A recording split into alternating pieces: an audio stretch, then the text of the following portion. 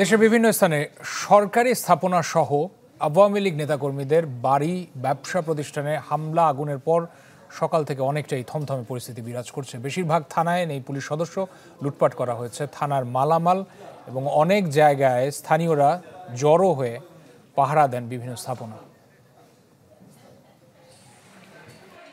রীতিমতো ধ্বংসস্তূপ, থানার ভেতরে বা বাইরে আগুনে পুড়ে ছাই সবকিছু, সব জায়গায় ক্ষতচিহ্ন। এ চিত্র চট্টগ্রাম নগরীর কোতোয়ালি থানার। সোমবার বিকেলে ছাত্র জনতার বিজয় মিছিলের পর দুর্বৃত্তরা জেলার অন্তত 10টি থানায় ঢুকে চালায় এমন তাণ্ডব। লুট করে নিয়ে যায় জিনিসপত্র। পাশে সিডিএ মার্কেটের ব্যবসায়ী সহ স্থানীয়রা জানান, সংঘবদ্ধ দুর্বৃত্তদের হামলার মুখে প্রতিরোধ করতে চেয়েও পারেননি তারা। পুলিশহীন থানার বাকি সরঞ্জাম রক্ষায় এখন পাহারা দিচ্ছেন তারা। কম্পিউটার ছিল, কম্পিউটার, মনিটর, তার প্রিন্টার সবকিছু তারা এখান থেকে নিয়ে গেছে, টেনে নিয়ে গেছে। এসি গুলো এখান থেকে খুলে নিয়ে গেছে, তছনছ করে গেছে। পরিশেষে এখানে মহিলা পুলিশ এবং ফ্যামিলির এদেরকে আমাদের মসজিদের মুয়াজ্জিন সহ এদেরকে পিছন থেকে কোনো মতে তাদেরকে পার করে তাদেরকে ইজ্জত রক্ষা করছে। রাজশাহীর বিভিন্ন স্থাপনায় হয় ভাঙচুর, লুটপাট। সিটি মেয়র খায়রুজ্জামান লিটন সহ বেশ কয়েকজন আওয়ামী লীগ নেতাকর্মীর বাড়িতে হয় হামলা।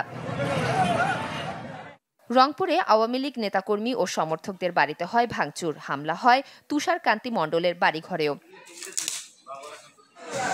বরিশাল জেলা প্রেস ক্লাব, সিটি কর্পোরেশনের এনএক্স ভবন, আওয়ামী লীগ নেতা সেরনিয়াবাদ সাদিক আবদুল্লাহর বাসভবনে হয় হামলা। পাবনার বিভিন্ন স্থাপনায় হয়েছে ভাঙচুর, আওয়ামী লীগ নেতাকর্মীদের বাড়ি ও ব্যবসা প্রতিষ্ঠানে হয় হামলা। শেখ হাসিনার পদত্যাগের খবরে ঠাকুরগাঁওয়ে হয় ধ্বংসযজ্ঞ, আওয়ামী লীগ নেতা রমেশ চন্দ্র সেনের বাড়িতে হয় হামলা। এছাড়া বিভিন্ন বাড়ি ও দোকানপাটে চালানো হয় ভাঙচুর, অগ্নিসংযোগ। গাইবান্ধায় পুলিশ সুপার, জেলা প্রশাসক, আওয়ামী লীগ কার্যালয়, বিভিন্ন স্থাপনা সহ বাড়িতে হয় হামলা, ভাঙচুর। ব্রাহ্মণবাড়িয়ার বিভিন্ন উপজেলার সরকারি বেসরকারি দপ্তর, আওয়ামী লীগের অফিস ও নেতাকর্মীদের বাড়িতে হয় হামলা, ভাঙচুর হয়েছে আনিসুল হকের বাড়িতেও। মাফতুহা মিলি, চ্যানেল 24।